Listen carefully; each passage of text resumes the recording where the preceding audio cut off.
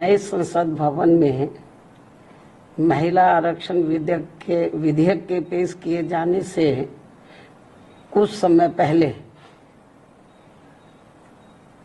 इस आने वाले विधेयक के संबंध में संभावनाओं के आधार पर जो कुछ भी संदेह जताते हुए कहा था, तो वे काफी कुछ इस बिल के पेश किए जाने के बाद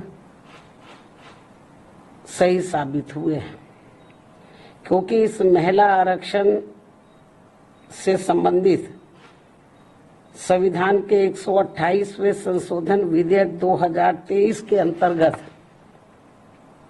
देश में लोकसभा व राज्य विधानसभाओं में भी 33% महिलाओं को आरक्षण दिए जाने के कुछ प्रावधान इसमें इस प्रकार से बनाए गए हैं, जिसके तहत अगले काफी वर्षों तक, अर्थात लगभग 15-16 वर्षों तक, यानी कि कई चुनाव तक देश की महिलाओं को ये आरक्षण प्राप्त नहीं हो पाएगा। और इस विधेयक में ऐसे जो प्रावधान रखे गए हैं,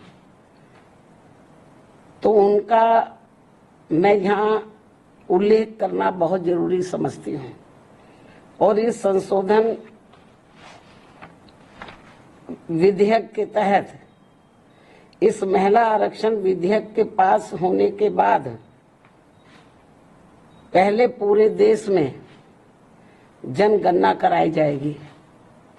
जब ये बिल पास हो जाएगा हाउस में, पार्लियामेंट में, तो पास होने के बाद पहले पूरे देश में जनगणना कराई जाएगी। पास तो हो जाएगा ये, लेकिन तुरंत लागू नहीं होगा। और पास होने के बाद पहले पूरे देश में जनगणना कराई जाएगी। और जब ये जनगणना पूरी हो जाएगी, तो तब उसके पश्चात ही पूरे देश में लोकसभा तथा राज्य विधानसभाओं का परिसीमन पुनः कराया जाएगा। इसके बाद फिर परिसीमन होगा, सीटों का कराया जाएगा। और उसके बाद ही तब ये महिला आरक्षण संबंधी संशोधन विधेयक लागू होगा। और ये बात भी किसी से छिपी नहीं है कि देश भर में नए सिरे से जनगणना कराने में अनेकों वर्ष लग जाते हैं।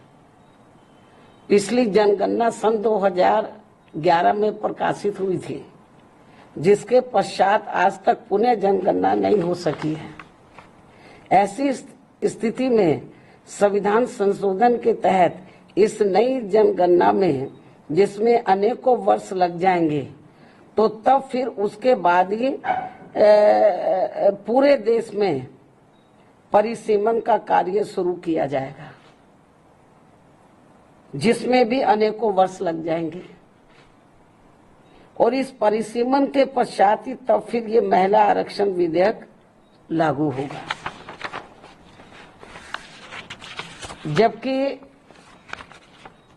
128वें संशोधन विधेयक की सीमा ही 15 वर्ष रखी गई है। इस प्रकार से ये स्पष्ट है कि ये संशोधन विधेयक वास्तव में महिलाओं को आरक्षण देने की साफ नीयत से नहीं लाया गया है, बल्कि आने वाली विधानसभाओं तथा लोकसभा के चुनावों में देश की भोली भाली महिलाओं को ये प्रलोभन देकर व उनकी आंखों में धूल झोंककर उनका वोट हासिल करने की नीयत से ही लाया गया है। इसके सिवाय कुछ भी नहीं है। जैसा कि इसमें कंडीशंस रखी गई हैं, इसको लागू करने से पहले जो शर्तें रखी गई हैं। और यदि ऐसा नहीं है, ये कहते हैं ऐसा नहीं है, और यदि ऐसा नहीं है, तो फिर हमारी पार्टी सरकार से ये भी अनुरोध करती है कि सरकार इस विधेयक में से या तो इन दोनों प्रावधानों को निकाले,